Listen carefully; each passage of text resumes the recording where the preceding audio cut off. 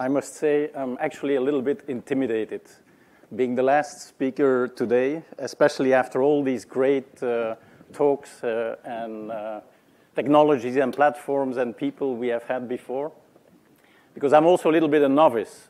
I hadn't heard about crowdsourcing till about a year ago, when actually Epi and Etienne organized the first Crowdsourcing Week conference in Brussels.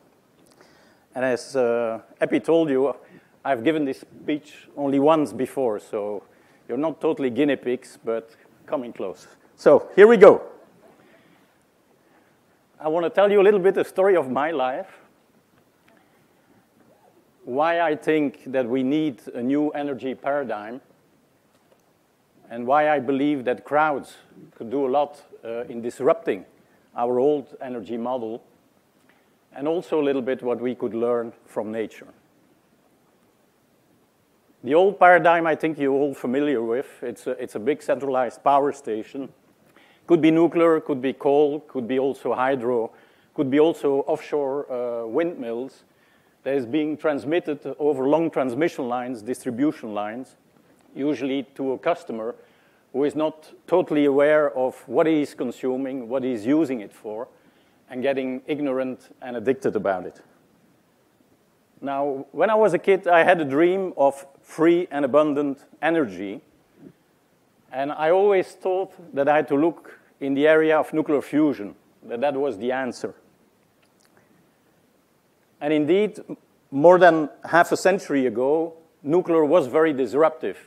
It was the bombing of Hiroshima and Nagasaki that ended the Second World War. But a lot of the dreams people had, and I shared them, were actually never became reality. Some were prototyped, like a space shuttle or a plane or even a train and a car, but they never made it past the prototype stage. And only, I think, the military, there are some people here from Holland from the military, but it was only the military, I think, that successfully deployed nuclear in certain areas. Of course, making more nuclear weapons, aircraft carriers, satellites, and other type of ships. Now, when I went to MIT after my university in Belgium, I actually got my first big disappointment. And it was that fusion was not going to be the solution. It's a dream that many physicists have, but it's a nightmare for everybody who did engineering studies. And it's a dream that will always be 50 years ahead of us. It was at the time when I was at MIT, and even still today, I think, fusion is still 50 years ahead of us. There were some blurbs or sparks of cold fusion with Pons and Fleischmann, but they were all fraud. So I think we will never see fusion. So I had to do something else. When I started working after my PhD at MIT, I thought maybe fast breeders could do the job. You can produce more plutonium than you consume uranium. But even there, we had a lot of technical problems. This is the plant Cresmalville in France. We had delays, cost overruns, technical issues, leakage with liquid sodium. And in the end, also a lot of public opposition. The plant was shut down. I worked 4 years on that project.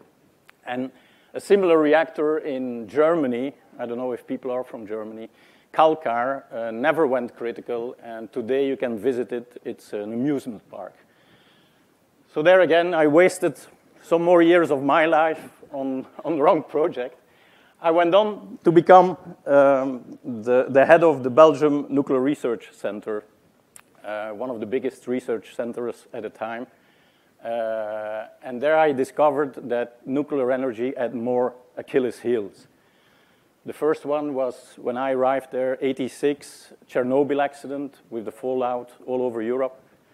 We had a big waste scandal in Belgium, transnuclear, with nuclear waste being shipped from all over Europe. Supposed to be dumped in the North Sea by Belgium, but then Belgium was forbidden to continue to do that.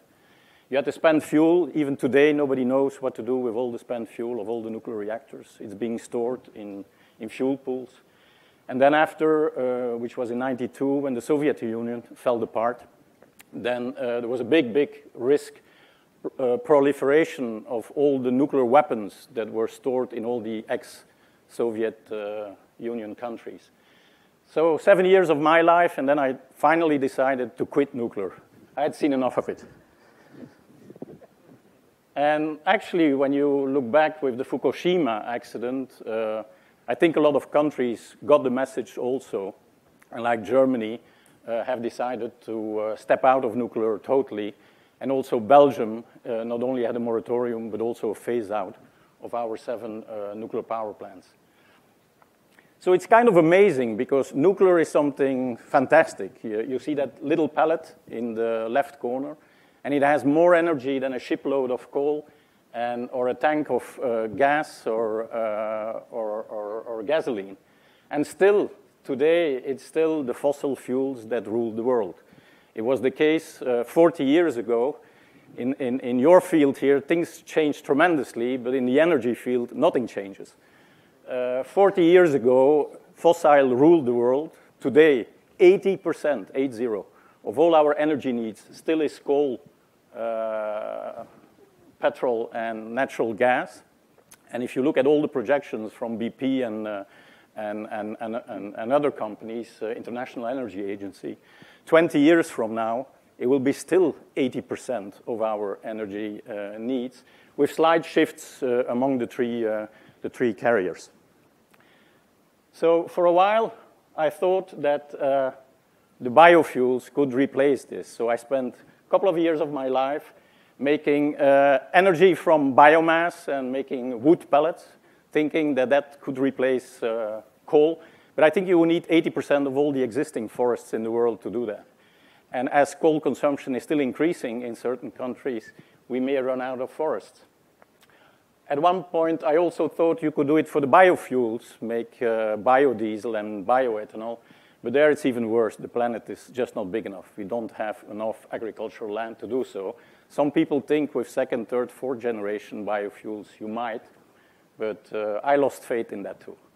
And then biogas, which I did also for a while on wastewater treatment plants and also on landfill sites, capturing biogas, and then even starting to make biogas out of agricultural things like sugar beets and potatoes and onions. But even that could be good for a small farmer who has some land and has some cows and can use the manure. But for the world as a whole, it's not a possibility either. I'm not going to tell how many years I wasted in this sector. But here I am. What still gave me hope, though, was that if you look at the left side, that's the energy input, and the right side is what it's used for. And what you see in nuclear, after 50 years, half a century, never made it past the 5% point. It's about 10% of our electricity production, but only 5% of total energy. As I mentioned, 80% biomass, despite all the efforts I and other people did in that area, never crossed the 5% either, and I don't think they will go much further than that. If you look at all the other needs we have for food, for feed, and the growing population of the planet, we don't have to look there. But if you look on the right side, what is quite interesting, that 50% is wasted, which is amazing, especially if you look at electricity production. There we waste even 2/3 of the energy. If you look at transportation, we waste 75% of the energy that goes in. And if you look at lighting of our commercial and homes and industrial buildings with the classic light bulbs and TL lamps, you waste 90% of the energy. So I was very hopeful. I said, this is it. It's not energy production, but it's the energy efficiency and a reduction of our consumption. But I quickly start to lose again my hope, because even if we in the West would cut our energy consumption by half, meaning that all the waste you have seen, we eliminate the waste, you still see that total energy in the world will double. So why is that? And then you have the rapid growth of the developing countries. The population there will increase with 50% in the coming 20 to 40 years. And even if we would limit their energy consumption to our most efficient technology, it would still triple from what they consume today in energy. And the overall energy consumption in the developing world will quadruple, making the total world energy needs double. I haven't even put the numbers of all the things you people are doing with all this cloud computing and all these servers and all the energy consumed by the cooling of these servers. I think today it's only a few percent, and most of the companies are very secretive about it. If I want to get the numbers from Google or others, I never get information. I know of one data center in Belgium and one in Luxembourg, what they consume, but to me it's mind-boggling. And I would love to see figures on that and the projections into the future. If you look at all the data being generated in all these crowdsourcing efforts, what it means in terms of energy consumption. So to me, it's clear. We have to change something. We cannot continue like that. 40 years ago, the Club of Rome said it. Today, I'm saying it, and probably 40 years from now, somebody else, it won't be me, will be saying it again. But I think the solution should be radical. It has to be some new paradigm. Not the old one that I just described, but I have to go back to my initial dream. It was something that is abundant and something that is free. It had to be many and decentralized, not centralized and few. It should be everywhere, and everybody should have it. It should be smaller, cheaper, probably no transmission and distribution. I want the production where the consumer is. Probably not available all the time. Maybe the rates will change. Those are some of the things people talk about, prosumers. Wireless, it's something I believe very strongly in, that energy can be transmitted wireless. I'm a big fan of Nikola Tesla. He believed in it 100 years ago, and it's about next year, it's his 100th anniversary. And I think some of these ideas are being picked up again. There is actually one beautiful spin-out of MIT building on one of the ideas of Tesla and having wireless transmission in the home so you can get rid of all the cables and you can charge your batteries while you're just sitting here in the auditorium. So I have to admit I made one other mistake in my life the last 4 years. Well, not the last year, but the 4 years before that. I helped a family in Belgium build 2 big offshore wind parks, Belwind 1 and Noordwind, off the coast of Belgium. And I started to realize that this is the old paradigm again. You build always bigger and bigger windmills, and you place them always further and further into the sea, and then you have to put one big cable into land, and then you have to reinforce your transmission grid because it cannot absorb this type of energy. So I realized that last year. And then luckily I met Epi and Etienne, and I came to the first conference in crowdsourcing. So for me, the answer was there all the time, but I didn't see it. The answer is the sun. But instead of being megalomaniac, like humans always are, thinking that you can bring the sun on Earth, and you can create a sun here, and you can control that sun, leave the sun where the sun is. Leave it there. The sun produces enough energy for all of us. And that's what this slide is telling you. You see there 23,000 terawatts compared to the world consumption, which is only 16. So we can waste a factor of 1,000. Efficiency should not be the issue. It doesn't have to be efficient. It can be very inefficient. There is enough of it. Also, if you look at the costs, they have come down dramatically. The prices of solar, the classic solar panels, are around €1 per watt, and they are continuing to decline. It's like the law of Moore, but a little bit also applicable, apparently. It's semiconductors applicable to solar panels. But there is one flaw. There is one, always, there is always. It is that, I don't have to explain it, the sun shines always on one side of the Earth, and the electricity is often needed on the other side, where it's dark. So either you're going to build transmission lines from the one side to the other, and I'm sure people are thinking of that. I know of companies also who are dreaming of doing just that, bringing the sun from the Sahara and bringing it all the way to Europe through big transmission cables. Or the other thing is if you could store it. And I think there we are making huge progress. What you need for storage are two things. You have to cover the daily variations between day and night, which you can easily do now with the batteries. And Tesla is building a brand new factory, not only for the cars, but also coming up with a product for the home in collaboration with Solar City. And this might really be a game changer and allowing people to disconnect from the grid. So I want to preach the revolution, cut your lines off the grid and become independent. And the other thing, which is a little bit tougher, but also there progress is being made. I did that already 30 years ago, trying to make hydrogen from water with an electrolyzer, and then using the hydrogen again in fuel cells. But the timing was bad at the time. The two companies, one was sold at DSM, and then they abandoned it. Elenco, and the other company, Hydrogen Systems, was sold also. So I'm talking about the late 80s, early 90s. So we are 25 years later, and still no large-scale introduction of hydrogen in storage or in mobility.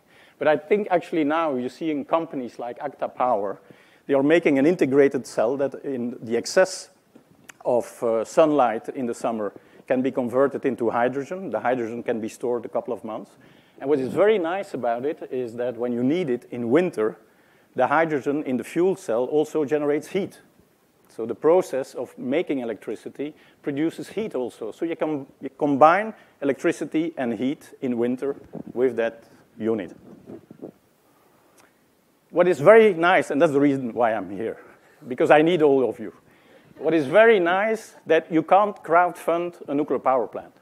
But all these technologies or little ideas decentralized, you can do energy sharing with your neighbors, you can crowdfund projects, and what is very interesting is that you see the first crowdsourcing or crowdfunding platforms are starting to emerge. Some are still small, they don't have a big community. I think the biggest one is Kiva. Kiva also has, is giving loans to developing countries. Kiva also now has a separate platform for green energy. So you see a lot of projects now coming for solar panels for a farmer in a country who needs the electricity for pumping up the water, for irrigating his land. I heard in India, I don't know how many hours of the day, especially in rural areas, there is no electricity because all the electricity is going to the big cities. And you have some very nice projects that are already successfully financed on some of these platforms. Sondors is an electric bike, although people doubt that it can do what it promises to be. It should be a $500 bike that has a range of 50 kilometers, and you could also drive 50 kilometers an hour. The other one, which I think Sean also showed yesterday, is also my favorite. It's solar roadways, where you pave the road with solar panels. These are heated, so you have never ice, never snow in winter. You have LED lighting, so you can change the number of lanes in the direction depending on the traffic. What else is there? They have piezoelectric elements in there, so if there is a moose or some other animal or people crossing the street, you get a warning sign to slow down so that you're not going to hit. But with the driverless cars, probably you don't need this anymore. And these are the type of units you see there. Question will be, can it be affordable? Maybe if we can do mass production on that. And there also, I think the crowd could help, because this is an initiative, just an engineer being pushed by his wife to do it in his garage, and they actually made it this far. But I think with all the knowledge and the capabilities that you people have with all these platforms and crowds, I think we really should push ideas like this one. So what I'm doing now for the moment, trying to build communities, but I'm going to need your help for that. I'll give you some of the examples. Empower is bringing power to the bottom of the pyramid in India. We have a partner there, Forbes Marshall. But we really would like to have an open platform where we can develop further technology, push the costs lower for off-grid solutions in rural areas. Another one is Enforza. Enforza, we want to bring solar energy, mainly also to Africa and India. It's a joint venture with Some of you may know the Brothers of Charity. It's a Belgian organization that has 16,000 people all over the world. They run schools, hospitals, and other type of facilities in 30 countries. Most of them are in Africa, like Tanzania, Rwanda, Congo, Uganda. So we are building our first solar plant there of 1 megawatt. And the purpose is to roll it out on the 30 sites where there is a potential of 250 megawatt, and also then pass on the technology to the people in the area and give them also small decentralized capabilities. This is a social project in Belgium for the handicapped people. MIT alumni, that's something also that I care a lot about. There are 130,000 engineers, call them nerds, people like me, who graduated from one of the biggest or best engineering schools. If you could capture the talent in that platform, the problem now, it's only used for one purpose, that is to give donations back to MIT. And for the rest, MIT doesn't care about us or what we do or our existence. So we are starting now in Europe with the clubs of Belgium, Germany, France, Italy, Spain, England, to build our own community and also build a platform. That's the purpose. We don't have a name, but it would be Solve, that we capture the creativity and the brains among those under 30,000 alumni to solve some of the problems we are all facing, being mobility or aging or energy or water or food for whatever population. Pi Capital is just a fund I started, or we have to go to the notary when I come back to Belgium the 4th of May. It's just with a bunch of friends, and we hope to leverage it and raise 10 times more capital, either through crowdfunding or the usual suspects. And we did our first investment in a small company that is making LED lighting, and for doing the relighting in schools, in hospitals, factories, and warehouses. And then you have you guys, the people from Crowdsourcing Week. Not so bad. As I am a novice, I said I got great ideas. I was overwhelmed by some of the talks today. But maybe we could work together in my field of competences and also help solve some of the problems you are facing. So that was about it, I think. Great. Carl, thank you, man. This is awesome. Well, actually, I had one more slide. Okay, one more. It was just a test if you were paying attention or not. So did somebody notice something strange in my presentation?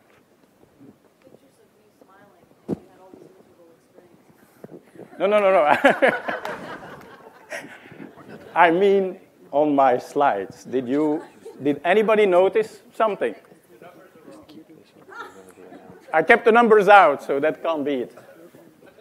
No, this one I should have shown earlier, but this one. There was an insect. And what was the insect? It was a moth, yes. And this is the moth's eye. Now I have to tell one more short story. When I was a kid and I had a dream, my father, this is serious, you shouldn't laugh.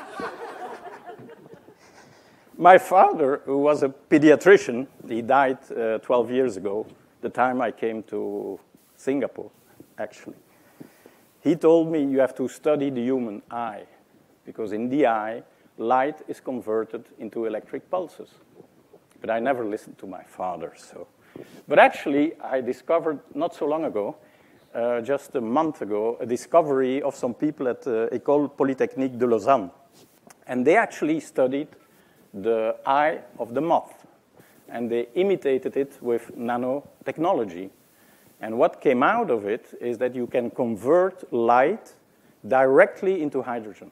So you don't have to produce electricity in a photovoltaic cell first, and then convert the electricity in an electrolyzer with water into hydrogen. You can do it in a one-step process.